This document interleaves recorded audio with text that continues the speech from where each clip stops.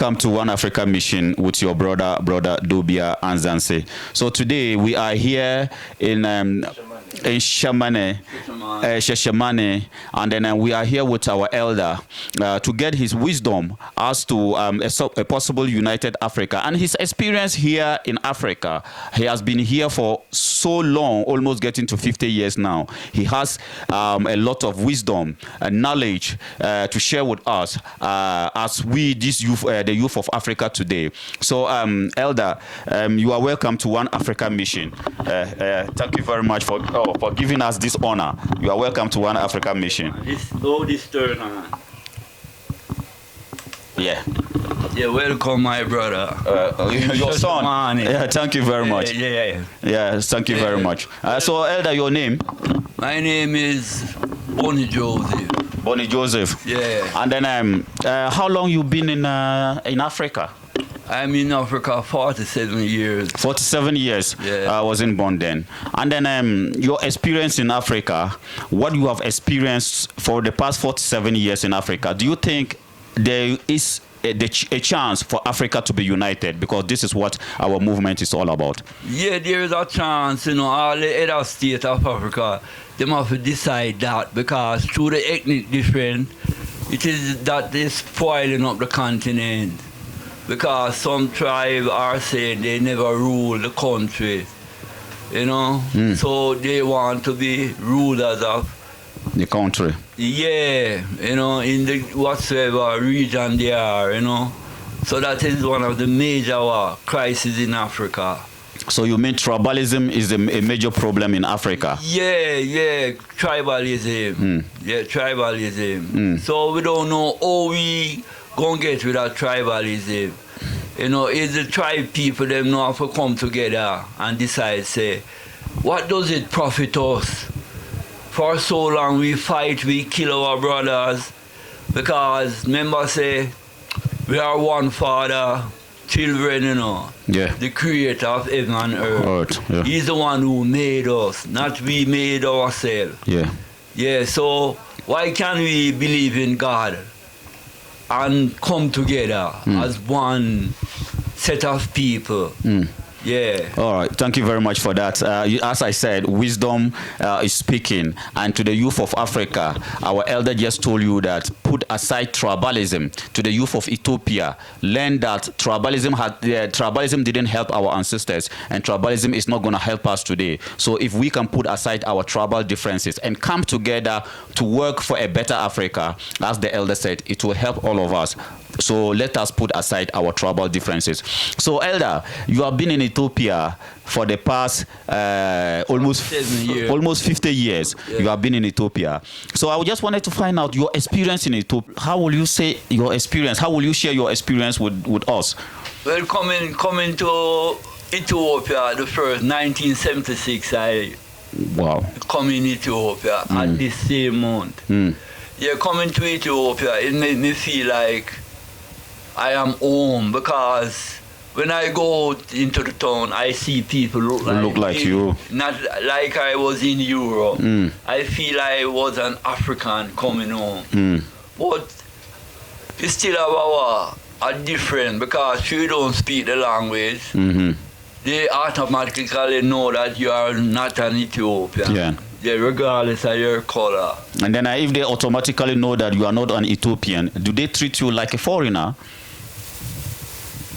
Yeah, because especially the younger people, them who, I don't know, them always begging you.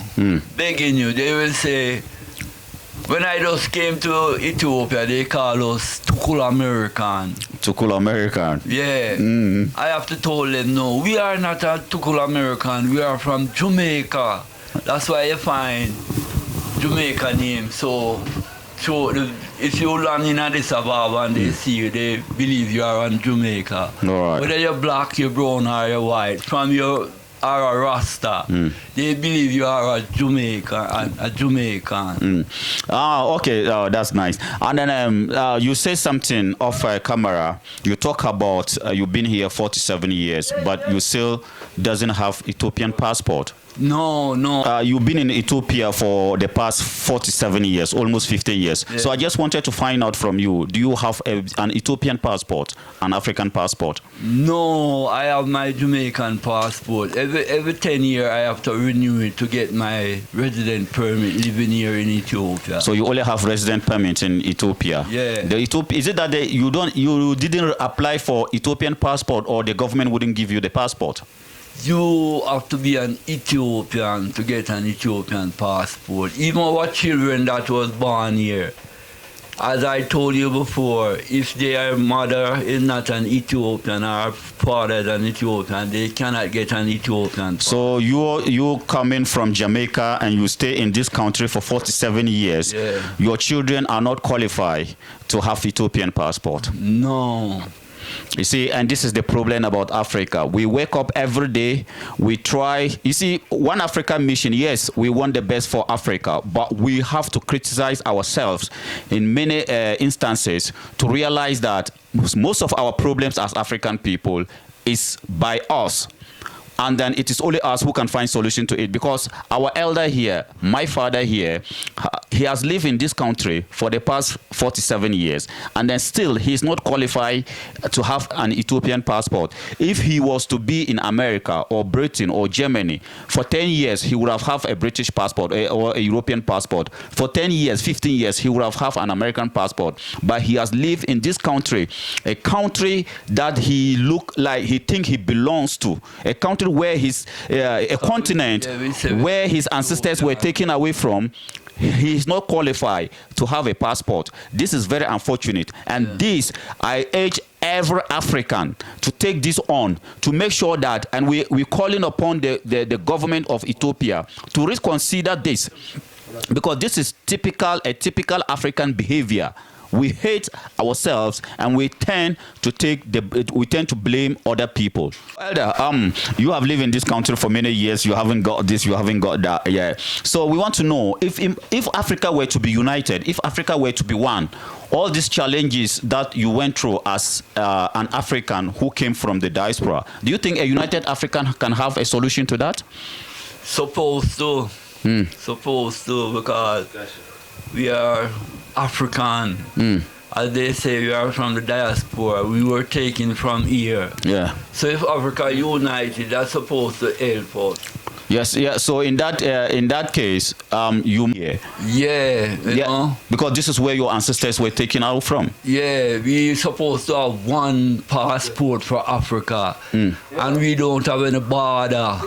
You know, we can leave here and say we are going to Ghana. No. Or South Africa. No. We go by road without any. We have checkpoint, but to say you have to have a visa. Yeah. And no, as the man say, we don't need no visa to go see my brother there. True.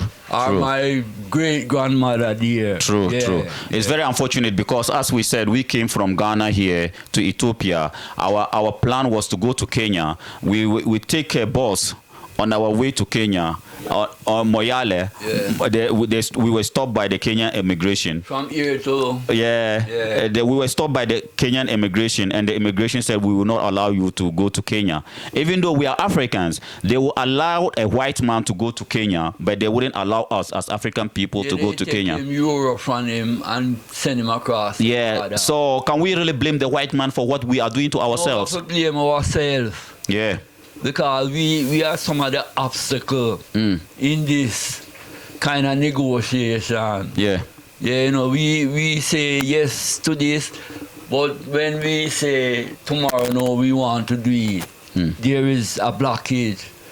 You know, so Africans have to blame themselves for a lot of these things that is going on in Africa. Because I told the Ethiopian that I don't come from the sky and just drop here and take this land. No. It was a land that was given to us by His Imperial Majesty. Yeah. You know, and we sacrifice ourselves from there, and we come here without anything. You know, we want to come to make a better life for ourselves and also for Africa. For Africa. Because even we come here, we employ we don't have enough, but we employ the Ethiopians to work for us. Everything you see here is Ethiopian we employ, and we train some of them to learn some skills that you have or you brought here. Yeah. You know. Oh, that's good. And then, Elder, just to find out from you, with all the challenges that you've been through in the past almost 47 years, will you encourage, or will you call on other Africans? Will you still encourage Africans in the diaspora to come back home and build Africa? Yeah, we encourage them because this is what we learn from childhood. Marcus Garvey, they teach that Africa is for the Africans, those at home and those abroad. Yes. And before I even born, there was people who were preparing to come to Africa. Yeah. Cause I born 1951. And people were preparing to come to Africa. You know, then I go and I observe the knowledge of these people. So I couldn't, because in my young days, when the revolution that was flowing through the air, I could not resist it. They're coming home. Yeah, so I take up the challenge. I was fortunate to be a member of an organization in the 12th tribe of Israel. Israel, yeah. You know, and we show our 10 cents until it reaches a fear for to come home. Yeah, and I come through that organization. All right. Yeah, you know, so people there are still planning, but some of the difficulty that Africa is facing, some people don't want to come and face it. Like I was just asking you, with all the challenges that you've been through, I think can we open the door so that it will be a bit clear? Yeah, so I was just asking you, with all the challenges you've been through as a so-called foreigner in Africa, which you are not, what message will you have for the leader? 50 years, and we have to pay, every 5 years we have to pay for a resident permit to live here. We cannot get any passport. So that's why, that is one of the things that is holding back a lot of people to come home. Because it's too difficult for them when them come here. Other parts in Africa, like Ghana, it's more acceptable to the people from the diaspora. Yeah. But for we know as Jamaicans who say Ethiopia is our home, and we are fighting. We the only nation where all of Ethiopia flag, you know. Yeah. Yeah, the Rastafarian out in the diaspora, you know, and call upon Ethiopia as our home. Yeah. For so many centuries.